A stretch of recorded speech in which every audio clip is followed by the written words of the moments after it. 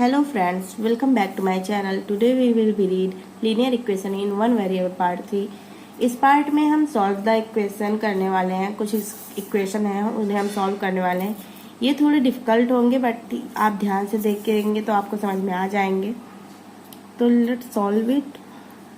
Here is our first equation 15m plus 3m minus 3 is equal to 21 plus 5m minus 2m।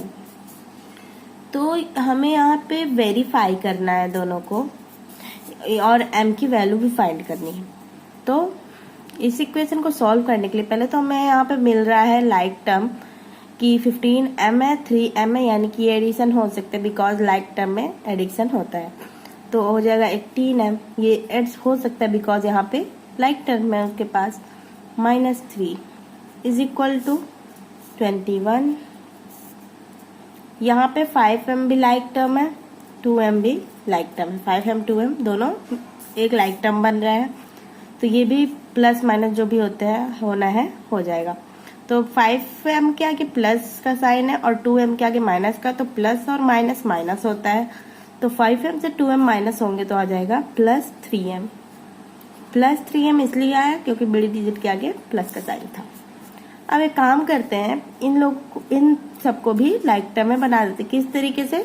Is equal to के दूसरी side ले जाकर ऐसे 18m है। अब इस वाले 3m को हम इधर ला लेते हैं लाइक टर्म बनाने के लिए।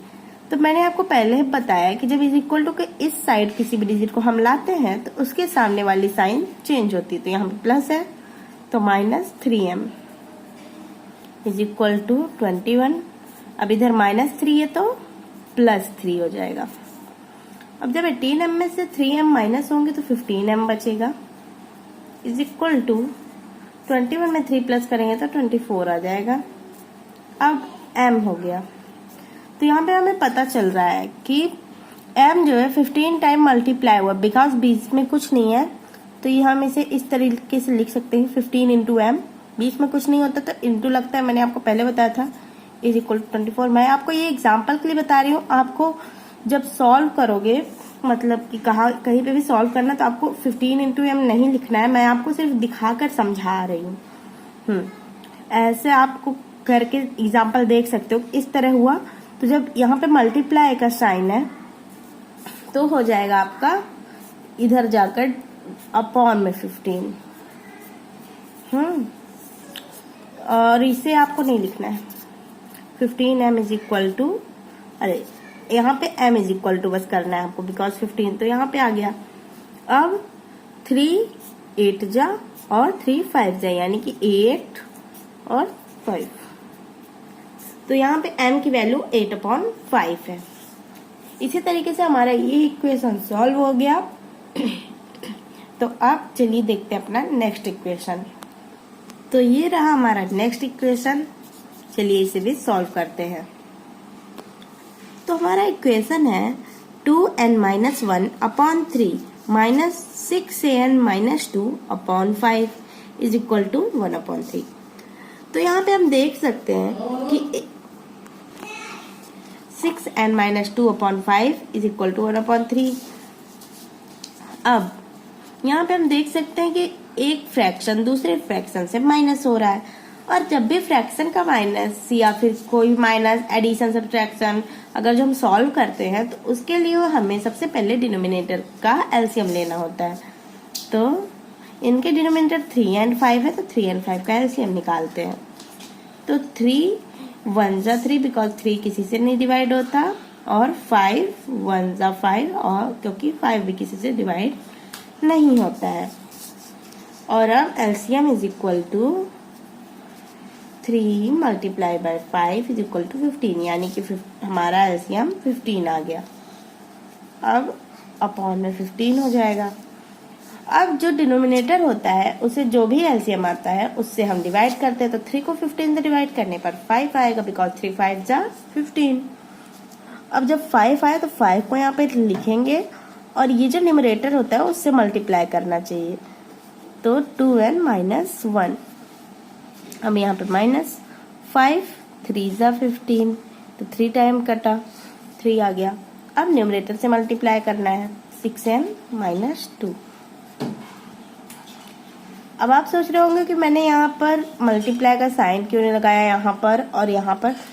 तो मैंने यहाँ पे साइन इसलिए नहीं लगाया बिकॉज ब्रैकेट में हमने किया है यहाँ पर, तो ब्रैकेट हटाने के लिए ऑलवेज हमें मल्टीप्लाई करना ही पड़ेगा, इसलिए मल्टीप्लाई का साइन लगाने की कोई ज़रूरत नहीं है। अब 5 2 10 10n, बिकॉज ये n भी उतरेगा, माइनस 1 5 5 माइनस 6 3 18n। अब यहाँ पे ध्यान से कुछ नोटिस करिएगा आप। बताइए कि मैं -2 से जब -3 को मल्टीप्लाई करूंगी तो हमारा क्या आएगा? हमारा आएगा माइनस से माइनस मल्टीप्लाई होके प्लस बन जाएगा और 6 हो जाएगा। जैसे कि जब ये मल्टीप्लाई हुआ तो 6 के आगे माइनस का साइन नहीं था। अगर 6 के आगे माइनस का साइन होता तब यहाँ पे भी प्लस होता, बट नहीं था, इसीलिए माइनस 18n हुआ। बट इन दोनों के आगे माइनस का साइन था, इसीलिए ये +6 बन गया। अपॉन में 15 करेंगे 1/3। अब यहाँ पे हम फिर से लाइक टर्म बनाते हैं 10n माइनस 18n है। लाइक टर्म हम बना के करने से क्या होता है कि जो आपको कंफ्यूजन होती है ना वो हट जाती है। इससे बिना किसी डाउट के आपका क्वेश्चन सॉल्व हो जाता है। तो यहाँ पे हमने nn वाले को एक साथ लाइक टर्म बना लिया और डिजिट्स वालों को भी। अब अपॉन में 15 कर देंगे इज इक्वल टू 1/3। अब 10n में से 18n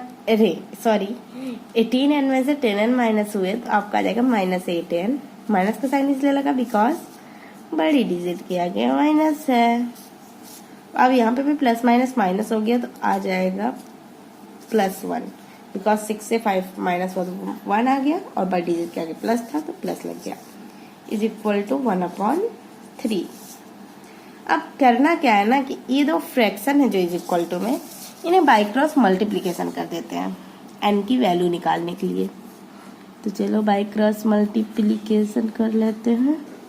तो 8n minus 8n plus 1/15 by cross multiplication का साइन और 1/3। तो अब इससे ये मल्टीप्लाई होगा और इससे ये।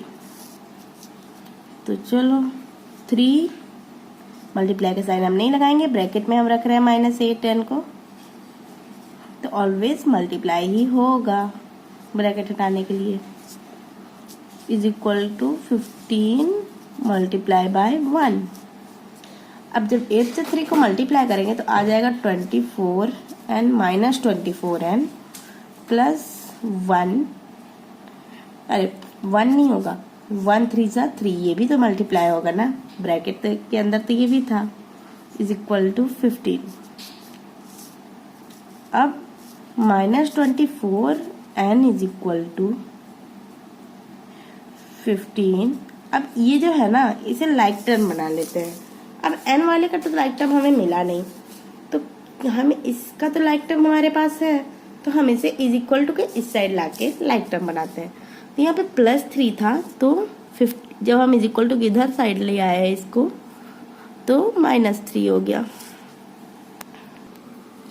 और अब -24n इज इक्वल टू 15 में से 3 माइनस होगा जब आपका तो आ जाएगा 12।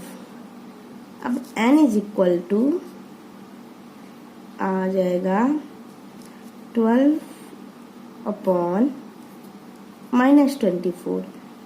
अब 12 1 जा 12, 12 2 जा 24, 1/2।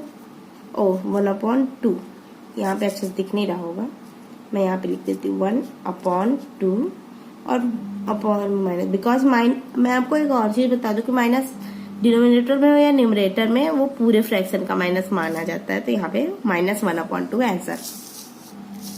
तो मिलते हैं आपको अपनी नेक्स्ट वीडियो में। आज के लिए बस इतना ही। अगर जो आपको मेरी वीडियो अच्छी लगती है तो प्लीज इसे लाइक शेयर और सब्सक्राइब करना बिल्कुल मत भूलें।